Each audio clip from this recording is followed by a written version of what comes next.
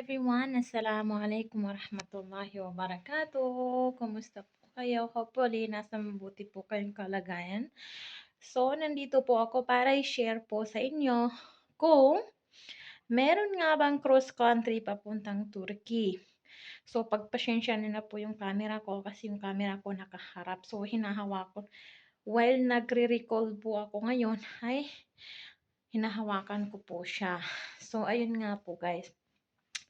So, sasagutin ko yung tanong kung may cross country ba po papuntang Turkey. So, guys, kung ikaw po ay galing ng Saudi Arabia or galing ka po ng Dubai po or saang bansa man po, wala pong cross country. Wala po. Tourist po meron.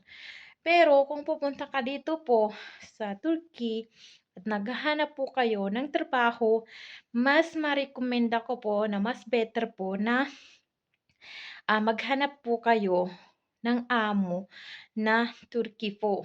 So, madali lang yun kasi parang may app dito na paano mag-apply, magpa-visa sa amo dito sa Turkey. Hindi ko lang alam. Pero pag alam ko guys, gagawin ko ng video at isi-share ko po sa inyo. Narinig ko lang naman sa mga kaibigan ko kasi bago pa lang ako dito dumating. So, tourist visa po ako. So, ayun guys.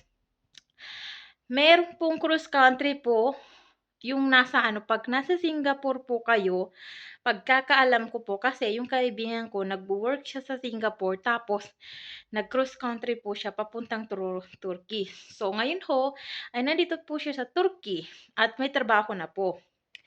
So ayun guys. So wala pong cross country.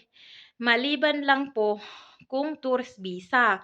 So sa mga gustong pumunta po ng tourist visa po, ginawan ko po ng video yon, yung first video ko po dito sa aking YouTube, yung kung paano po ako kumuha ng tourist visa at ano pong mga papeles ang mga kakailanganin. So, yun po guys, kung nasa Dubai po kayo, kung may magyaya sa inyo na may cross country or something ganyan wag na wag po kayong maniwala dahil wala po maliban sa tourist visa po at kung amo yung magbibigay sa inyo ng visa. Oho, ganun ho.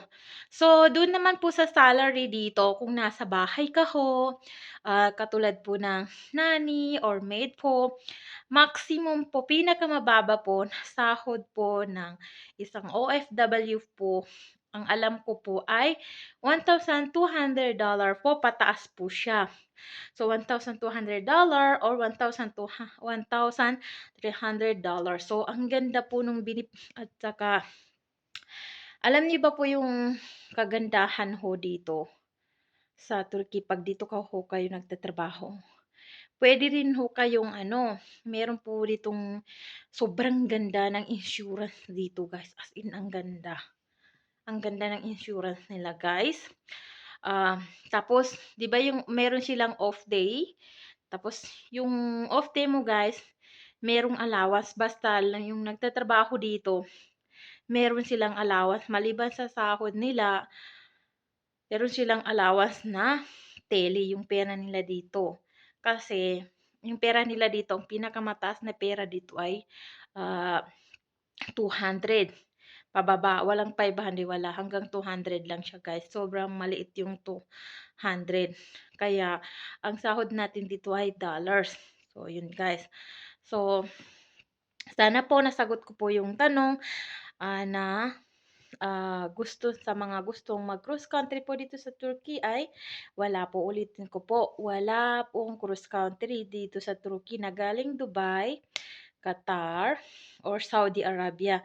Maliban lang po sa nalaman ko na may cross country po ay Singapore po. Yung kaibigan po galing po siya ng Singapore, so nag-cross country papuntang Turkey.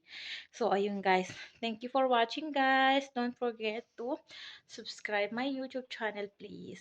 So ayan guys, ah humihingi ako ulit ng pasensya kasi yung pagre-record ngayon, hawak ko po yung aking cellphone while nagvo-voice ako or kinukuhanan ko itong hindi ko siya linapag.